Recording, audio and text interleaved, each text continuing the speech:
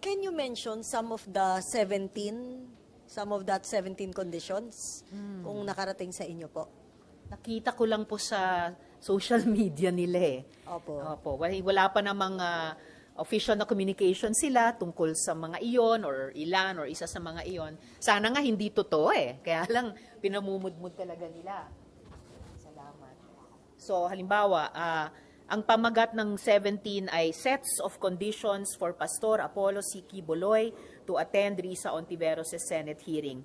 Number 1, unmask and show the full faces of your witnesses. No mask, no dark eyeglasses, no caps, bonnets, or head covering of any kind. Mga ganon. Oo. At marami pang iba, 16 pa. Ano dun yung para sa inyo pinaka-absurd maliban dun sa witnesses po? Well, yung buong set ng 17 o kung ilan man sa naging ano. Kasi yun na nga, sabi ko kanina, ngayon lang ako nakaranas na mayroong inimbita 2 beses, sinabina na ng Senado, tapos ang sagot ay, paunlakan ko pero ito ang mga kondisyon ko. May kondisyon. Tapos 17. Sabi ko nga, dinaig pa yung 10 utos ng Diyos. Isa pa ito, halimbawa, ang kanyang number 8 na condition, I retain the right to personally cross-examine your witnesses. That includes you, Madam Chair. No time limit.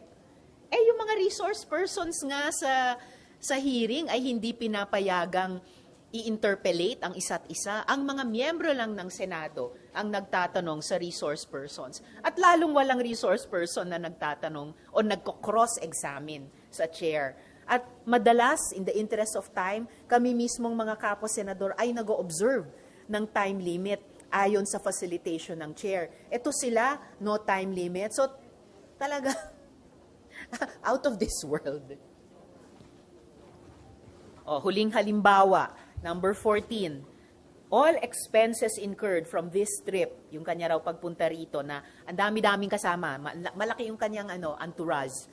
All expenses incurred from this trip, including private jet flight back and forth with parking in NAIA, food according to my dietary requirements, and fees for accommodation in a 5-star hotel for me and my party must be shouldered by your office. So wow, kukulangin pa talaga yung ipinalimos niya sa mga taon niya para sa jet fuel. Ito ngayon ay mayroong all expenses for that private jet flight. Merong pang food requirements at hindi lang 4-star, 3-star, 2-star, 1-star hotel, 5-star hotel. Magastos po ang resource person natin. So ma'am, kung halimbawang gano'n, mag-jet pala siya, kayo ba naniniwala or you have this feeling na nandito pa rin talaga si Quiboloy? Posibleng nandito pa rin siya sa mga inaasta niyang ganyan. So lalong walang dahilan na hindi siya magpresenta ng sarili niya dito. Natawa ang ilang mga mambabatas sa payag ni Pastor Apollo Quiboloy na sadyang pinag-aagawan daw siya ng mga babae at ngayon pinaparatangang ng gahasa. Sabi parang isang kongresista, wag naman daw feelingero ang pastor. Nasa frontline ng balitang yan, si Marian Enriquez. Ito po ang kasalanan ko. Pinayaman ako ng Panginoon Diyos, akala nila sa akin. Single ako, kaya pinag-aagawan ako. Pagkatapos na ako ay maghihindi, mapapahiya, ibabaliktad nila sa akin. Huwag kang feelingero. Akala mo ay hinahabol ka ng mga kababaihan. Hinahabol ka dahil sa accountability mo at pananagutan mo sa mga kababaihan. At dito naman yan ang sagot ni ACT Teachers Party List Representative Franz Castro sa inilabas na pahayag ni Pastor Apollo Quiboloy kahapon. Dito itinanggi ng pastor ang mga aligasyong nanggahasa at nang abuso siya ng mga miyembro ng Kingdom of Jesus Christ.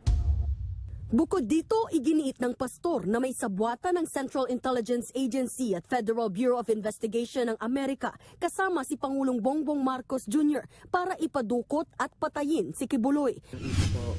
Pero kung si House Deputy Majority Leader at Tingog Party List Representative Jude Asidre ang tatanungin, malinaw na pambabastos na raw sa batas at mga opisyal ng Pilipinas ang mga pahayag ni Quiboloy. He is a pastor. He commands a strong good number of people around the world. He knows what he's doing.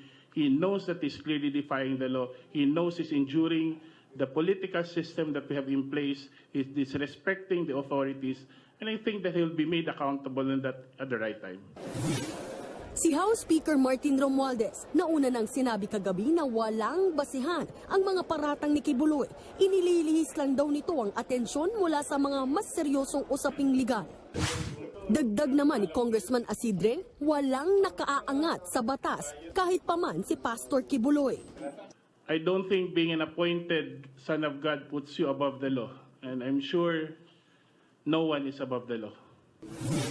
Kaya naman desidido ang mga mambabatas na obligahin ang pastor na dumalo sa pagdinig ng Kamara kaugnay ng franchise ng Sunshine Media Network International o SMNI. Kaugnay pa rin ito ng mga posibleng paglabag ng network kasunod ng maling pahayag ng ilang host tungkol sa travel expenses ng House Speaker.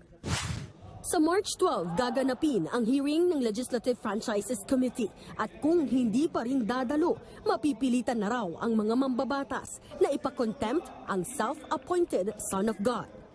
We will implement the law. If he does not appear, then we will be constrained to execute the subpoena and make sure that he is here to answer the questions and issues raised against him. Nagbabalita mula sa Frontline, Marian Enrique. Paano ko kayo didebatiin niya na ako ang may-ari ng kaluluwa niyo? Ako ang may-ari ng kaluluwa niyo? Ako ang may-ari ng sanlibutan ngayon?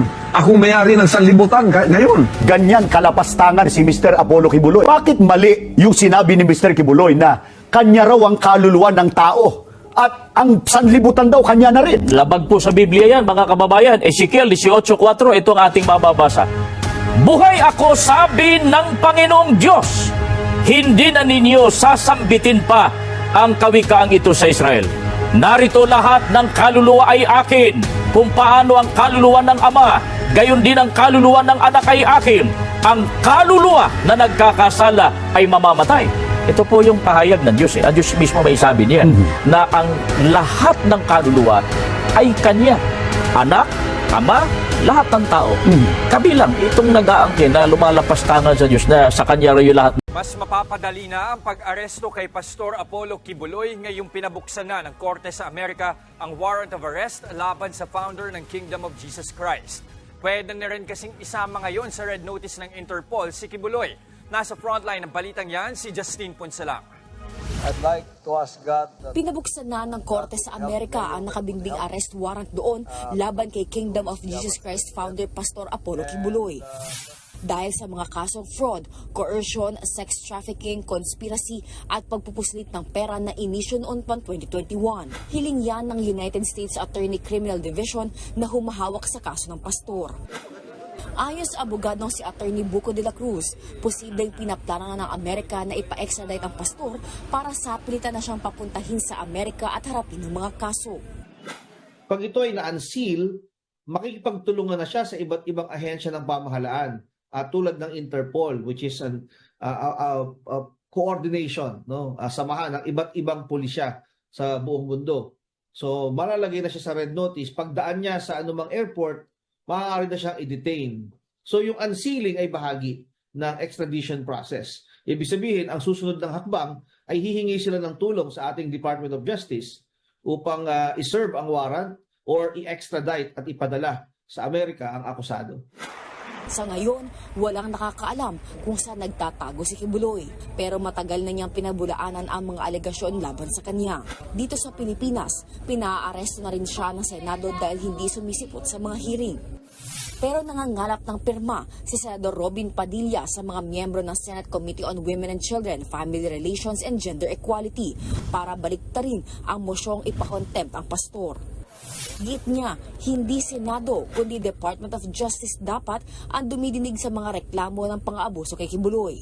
Ito ay usapin ng isang pananampalataya. Huwag natin ialis ang usapin na yon sapagkat meron tayo sa konstitusyon na paghihiwalay ng religion at ng Estado. Bayani rin daw ang tingin ni Padilla sa pastor dahil kasama niya itong lumalaban sa mga komunista. Malaki rin daw ang utang na loob niya rito noong eleksyon. Doon sa channel niya, sa SMNI, nabigyan niya ako ng airtime. na wala akong binabayaran. Yung helicopter niya, pinahihiram niya sa akin. Yung mga ganong klaseng pabor. Sumatotal, minimum na 8 pirma mula sa 14 na miyembro ng komite ang kailangan para hindi arestuhin ng pastor.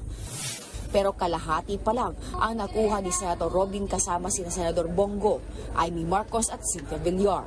Pumirma rin nung una si Senator J.V. Ejercito pero binawi niya kalaunan matapos daw pag-aralan ang mga ebidensya at pahayag ng mga testigo laban sa pastor. Kinausap din daw ni Padilla sina Senator Grace Poe at Raffy Tulfo pero hindi rin sila pumirma. May hanggang sa susunod na Martes o March 12 na lang si Padilla para mangalap ng pirma. Nagbabalita mula sa frontline, Justine Punsalang, News 5. Ayon naman kay Department of Justice Assistant Secretary Miko Clavano, wala pang natatanggap na extradition request ng Pilipinas mula sa Amerika. Di niya sinabi kung susundin ba ng Pilipinas ang naturang request.